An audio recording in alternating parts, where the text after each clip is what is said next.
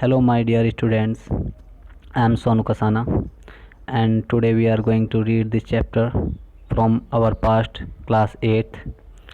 The chapter name is From Trade to Territory. The company establishes power. व्यापार से क्षेत्राधिकार तक कंपनी ने अपने शक्ति को किस तरह से स्थापित किया, हम ये पढ़ने वाले हैं. Let's start. Okay. Aurangzeb was the last of the powerful Mughal rulers. Aurangzeb Mughal rulers में आखिरी था जो शक्तिशाली था. He establishes control over a very large part of the territory that is now known as India. उसने एक बहुत बड़े क्षेत्र पर अधिकार किया जिसे आज भारत के नाम से जाना जाता है. After his death in 1777, many Mughal governors, subedars, and big zamindars began asserting their authority and establishing regional kingdoms. 1707 में औरंगजेब की मृत्यु के बाद बहुत सारे मुग़ल गवर्नर्स राज्यपाल, जिन्हें उस समय सूबेदार भी कहा जाता था, एंड किंग एंड बिग जमींदार, और जो बड़े जमींदार थे, जमींदार जिनके पास बड़ी ज़मीन के टुकड़े थे, हिस्से थे. इसे जमींदार या ज़मींदार दोनों शब्द कह के प्रोनाउंस कर सकते हैं. उन्होंने अपनी अथॉरिटी को बढ़ाना शुरू कर दिया और अपने छोटे छोटे रियासतें बनानी शुरू कर दी, राज्य बनाने शुरू कर दिए. अपने आप को एक स्वतंत्र राज्य घोषित करना शुरू कर दिया. As powerful regional kingdom emerged in various part of India, और जैसे छोटी छोटी शक्तिशाली क्षेत्रीय जो राज्य थे वो उभरने लगे. इमर्ज मीन्स राइज होने लगे, उभरने लगे, है ना, भारत में, है ना. Delhi could no longer function as an effective centre. अब दिल्ली यानी दिल्ली एक इफेक्टिव सेंटर की तरह काम नहीं कर सकती थी. मतलब दिल्ली अब एक महत्वपूर्ण सेंटर नहीं रह गई थी. इमर्ज मीन्स मैंने आपको बता दिया है पहले ही. इमर्ज मीन्स उभरे, नए उभर करके सामने आए. ओके, चलिए. By the second half of the 18th century, 18वीं शताब्दी के दूसरे हाफ में, दूसरा हाफ मतलब 50 साल के बाद वाला, है ना, 51 से 99 तक. However a new power was emerging on the political horizon the British. और किसी तरह से एक नई शक्ति का उदय हुआ, एक नई शक्ति उभर करके सामने आई राजनीतिक क्षेत्र में, राजनीतिक होरिजन पे, जो थे British. Did you know that the British originally came as a small trading company. क्या आपको पता है जो ब्रिटिश थे वो एक छोटी सी व्यापारिक कंपनी के रूप में भारत आए थे. And were reluctant to acquire territories, और उन्हें टेरिटरी बनाने का कोई खास शौक नहीं था. मतलब वो इच्छा से नहीं आए थे, अनिच्छुक थे. रिलुक्टेंट मीन्स लॉथ, LOATH, लॉथ मतलब जो इच्छा ना हो जिसकी, है ना. उन्हें क्षेत्राधिकार जीतने का कोई मतलब इच्छा नहीं थी. How then did they come to be masters of a vast empire. तो वे किस तरह से एक बड़े साम्राज्य के स्वामी बन गए, बड़े साम्राज्य को उन्होंने कैसे जीत लिया. In this chapter you will see how this came about. ये सब कैसे हुआ, आप इस चीज़ को समझोगे इस चैप्टर में. इसीलिए this chapter is very important, बहुत महत्वपूर्ण चैप्टर है. ये अभी के लिए नहीं, फॉर फ्यूचर ऑल्सो, आपके भविष्य के लिए बहुत अच्छा है. तो ध्यान से इसे पढ़ेंगे, इसमें चीज़ें हैं समझेंगे. Now this is the figure 1. Bahadur Shah Zafar and his sons being arrested by captain Hudson. Captain Hudson ने बहादुर शाह जफर और उसके पुत्रों को अरेस्ट कर लिया। After Aurangzeb there was no powerful Mughal ruler. Aurangzeb के बाद में कोई भी पावरफुल मुगल रूलर नहीं था, but Mughal emperors continued to be symbolically important. लेकिन सांकेतिक रूप से वो अभी भी महत्वपूर्ण थे। जो मुगल रूलर्स थे, एम्परर थे, साम्राज्य अधिकारी थे, वो अभी भी सांकेतिक रूप से थोड़ा महत्वपूर्ण थे। In fact one a massive rebellion against British rule broke out in 1857। वास्तव में जब एक बड़ा विद्रोह हुआ 1857 में ब्रिटिश के खिलाफ, जब वो विद्रोह निकला, उभर कर के सामने आया, तो Bahadur Shah Zafar the Mughal emperor at that time, उस समय जो मुगल एम्परर था बहादुर शाह जफर, कौन? बहादुर शाह जफर, है ना, was seen as the natural leader. उसे किस तरह से देखा जाने लगा? नेचुरल लीडर की तरह। मतलब वही एक लीडर दिखाई दे रहा था लोगों को, ये लीडर है ना, एक नेता है, नेता के रूप में देखा जाने लगा, है ना।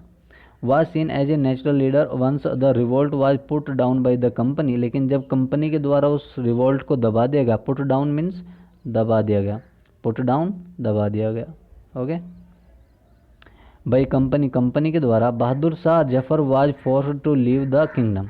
तो बहादुर शाह जफर को उन्होंने मजबूर कर दिया राज्य को छोड़ने के लिए। And his sons were shot in cold blood. और उसके लड़कों को मर्सीलेसली या आप कहेंगे विदाउट फीलिंग, बिना किसी इमोशन के उन्होंने उन्हें मार दिया। Shot in cold blood means बिना किसी इमोशन के, मतलब बुरी तरह से उन्हें मार दिया। समझ गए आप लोग? ओके। अब यहाँ तक के अभी हम जो क्वेश्चंस हमारे बनते हैं, ज़रा आप उन पे गौर कर लीजिए। वो क्वेश्चंस मैं अभी आपको बोल देता हूँ और आप यहाँ तक समझ लेंगे उन्हें, उनके आंसर भी नोट डाउन करते रहेंगे। सबसे पहले तो क्वेश्चन था कि who was the last Mughal powerful ruler, है ना। Who was the last of the powerful Mughal ruler. तो आप यहाँ से ये आंसर है आपका, Aurangzeb was the last of the powerful Mughal rulers, ये हो गया, है ना। सबसे पहले ये हो गया, ओके। दूसरा आता है आपका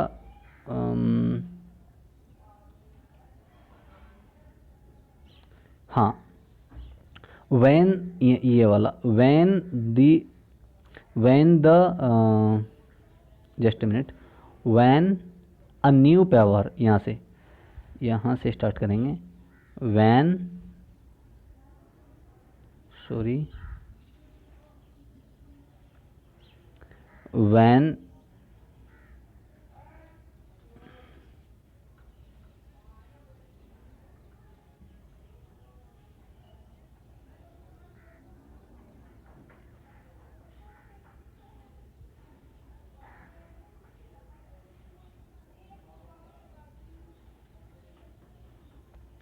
हाँ,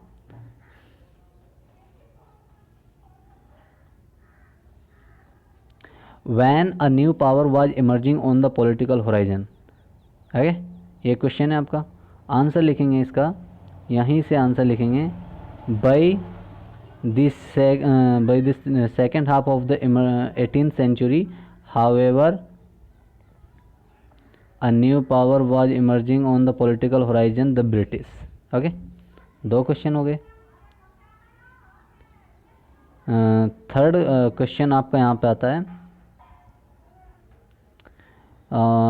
yes, Aurangzeb was no.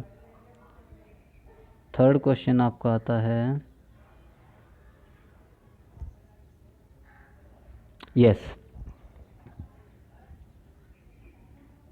When a massive rebellion against British rule broke out, question mark, okay.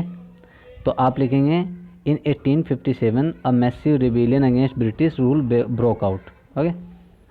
ये आपका है, when a massive rebellion against British rule broke out, ठीक है। यहाँ तक लिखेंगे, क्वेश्चन मार्क लगाएंगे। और आंसर लिखेंगे massive rebellion against British rule broke out in 1857। यहाँ तक ही आपका आंसर हो जाएगा, 1857 तक। क्लियर है, समझ आएगी बात आपको?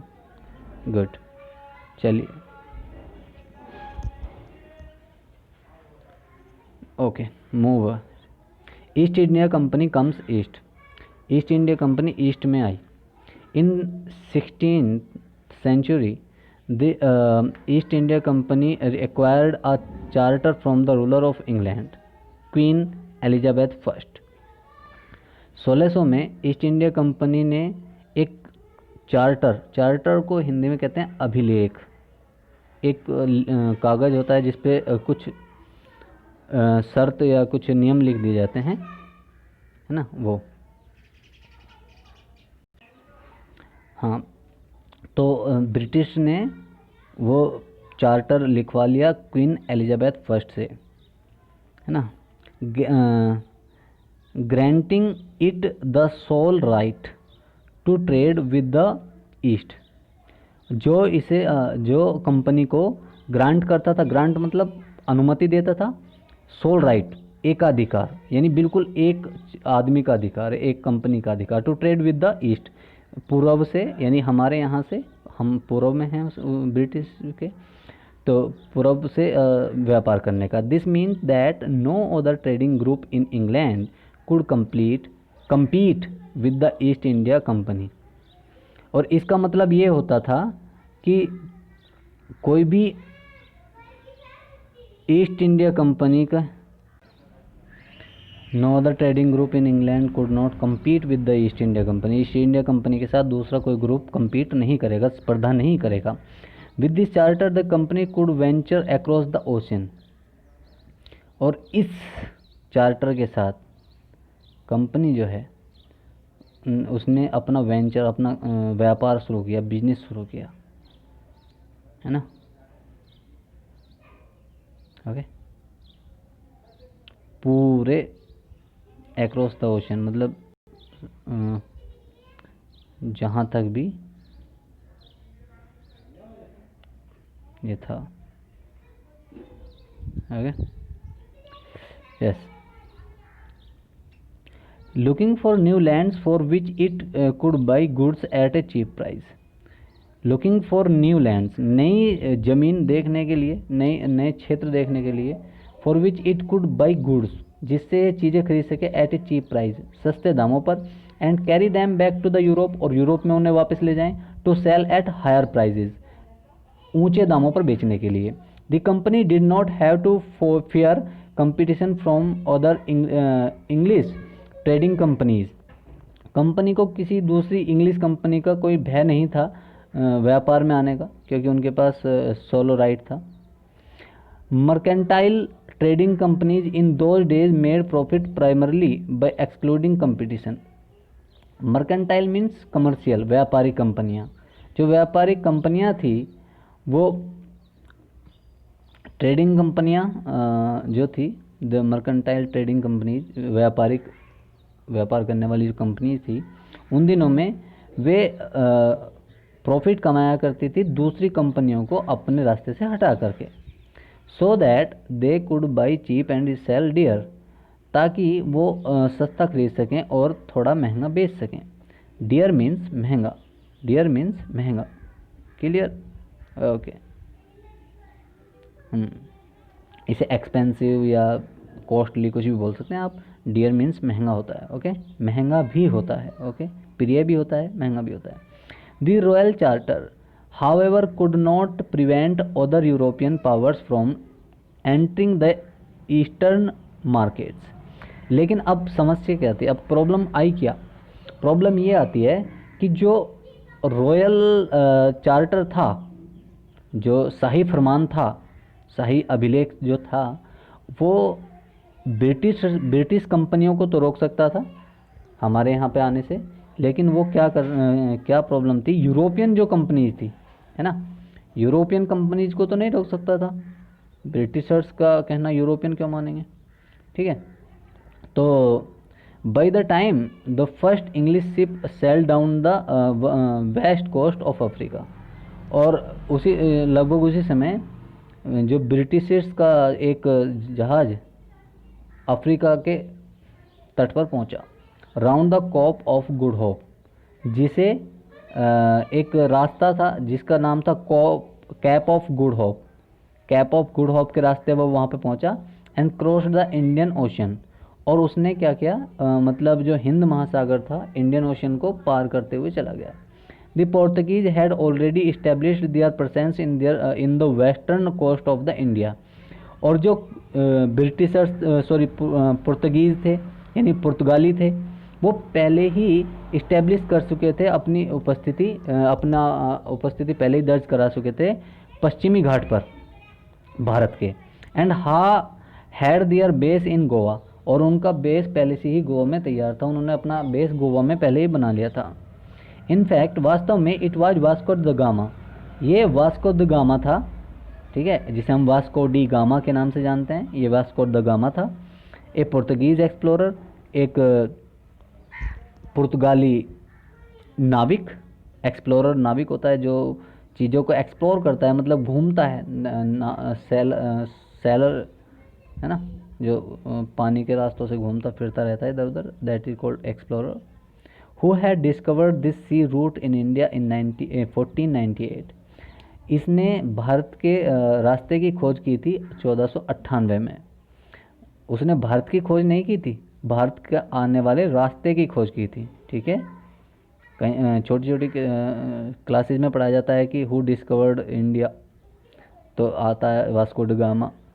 तो भारत की खोज नहीं की थी, भारत पहले से ही था, लेकिन उसने उस सी रूट की खोज की थी, समुद्र से आने वाले रास्ते की, सी रूट।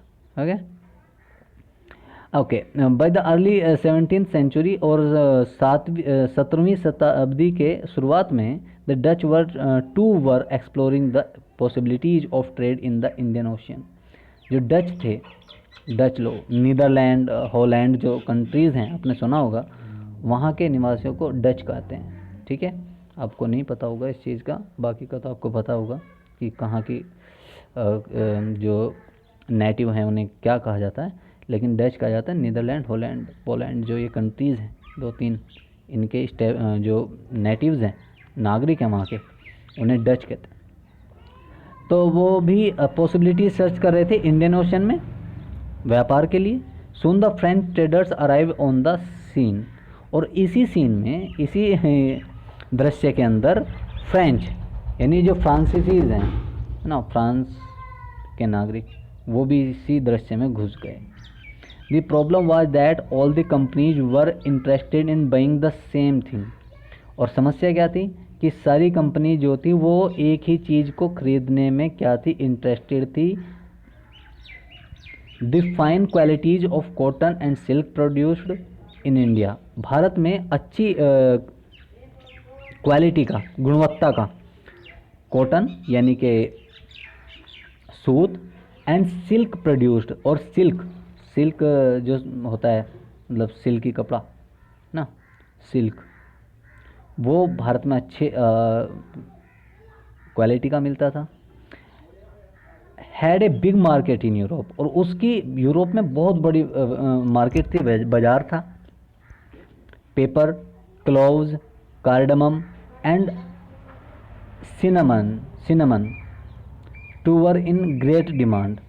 इनके अलावा यानी कि कॉटन और सिल्क के अलावा कुछ मसाले, स्पेसीज भी थी, लाइक पेपर जिसे हम कहते हैं काली मिर्च, है ना, क्लोव्स जिन्हें हम कहते हैं लौंग।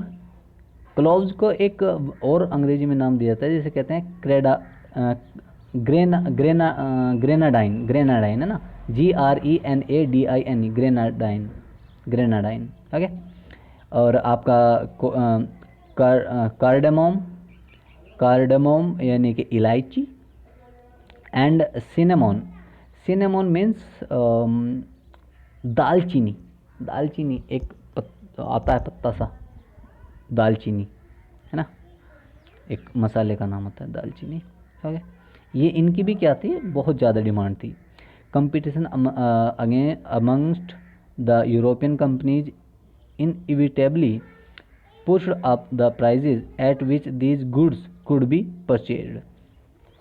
और अब क्योंकि बहुत सारी कंपनीज आ गई तो इन्होंने बहुत ऊंचे रूप से, है ना, इनविटेबली मीन्स मैंडेटरी, मतलब जरूरी रूप से, अब एक चीज़ को खरीदने वाले ज़्यादा हो जाते हैं ना, तो उसकी जो कीमत होती है वो बढ़ जाती है।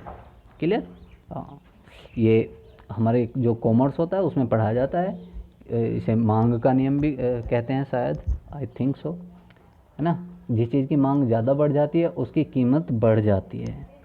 तो इन्होंने इन चीज़ों की कीमत बढ़ा दी। अब क्या हुआ? And this reduced the profit and could be earned. जो कमाया जा सकने वाला प्रॉफिट था, लाभ था, वो घट गया। The only way the trading companies could flourish was to eliminating rival competitors. अब केवल उनके चमकने का, उनके अपने पैर जमाने का कंपनीज के लिए एक ही तरीका था कि अपने जो कंपटीशन है ना, उन्हें एलिमिनेट कर दें। एलिमिनेट मतलब रास्ते से हटा दें, है ना। जो राइवल कहते हैं जो उनके साथ व्यापार कर रहे थे, है ना, राइवल जो कंपिटिटर्स हैं उन्हें हटा दें। The urge to secure markets The urge to secure markets therefore led to fierce battle between the trading companies। और अर्ज मतलब ज़रूरत, टू सिक्योर मार्केट एक सुरक्षित व्यापार की, therefore led to the fierce battle, fierce कहते हैं भयानक युद्ध को उसने जन्म दिया, बिटवीन द ट्रेडिंग कंपनीज, जो व्यापारिक कंपनियों के बीच में हुआ। Though the 17th and 18th century they regularly sank each other ship। यद्यपि उन्होंने 17वीं और 18वीं शताब्दी में क्या किया, एक दूसरे के जो जहाज थे उन्हें रेगुलरली डुबाते रहे। ब्लॉक्ड रूट्स, दूसरे के रूट को ब्लॉक करते रहे, रास्ता रोकते रहे। And prevented rival ships from moving with supplies, और प्रिवेंट करते रहे यानी रोकते रहे राइवल शिप, जो अपने विरोधी के जहाज थे, फ्रॉम मूविंग उन्हें जाने से, from moving with the supplies of, supply के साथ गुड्स, चीज़ों की सप्लाई के साथ उन्हें चलने से रोकते रहे। Trade was carried on the other with arms and trading post were protect through fortification. अब जो व्यापार था वो अब हथियारों और गोला बारूद के दम पर किया जाने लगा, और उसकी सुरक्षा भी इसी तरह से की जाने लगी। This effort to fortify settlement and carry on profitable trade also led to intense conflict with local rulers. और the effort to fortify settlements, अब जो सेटलमेंट की जो तरीका था उसी ने and carry on profitable trade, और अपना जो क्या बोलते हैं इसको, लाभ का जो व्यापार था उसे चलाते रहने के लिए जो लोकल रूलर थे उनके साथ भी कन्फ्लिक्ट हो गया, विरोधाभास हो गया, विरोध बनने लगा। The company therefore found it difficult to separate trade from politics. और जो कंपनियां थी उन कंपनी ने भी देखा कि राजनीति को व्यापार से अलग नहीं किया जा सकता। Let us see how this happened. आओ चलो देखते हैं ये सब हुआ कैसे। East India company begins trade in Bengal. East India company ने बंगाल में अपना व्यापार शुरू किया। The first English factory was set up on the bank of the river Hooghly in 1651। पहली इंग्लिश फैक्ट्री जो इस्टेब्लिश की गई थी वो हुगली नदी के किनारे पर की गई थी 1651 में। This was the base from which the companies traders known at that times as factors. और ये वह बेस था जब जो कंपनी के जो व्यापारी थे उन्हें फैक्टर ऑपरेटेड की तरह जाना जाने लगा। The factory had a warehouse where goods for export were stored. Factory में एक वेयर हाउस होता था जहाँ चीज़ों को स्टोर करने के लिए रखा जाता था, स्टोर किया जाता था बाहर भेजने के लिए, एक्सपोर्ट करने के लिए। वेयर हाउस जैसे आज भी अमेज़ॉन है और आपकी फ़्लिपकार्ट या और भी ये शॉपिंग कंपनीज़ हैं, वो जितनी सारी कंपनीज़ हैं वो सब जगह ना एक अपना बड़ी जगह बना के रखते हैं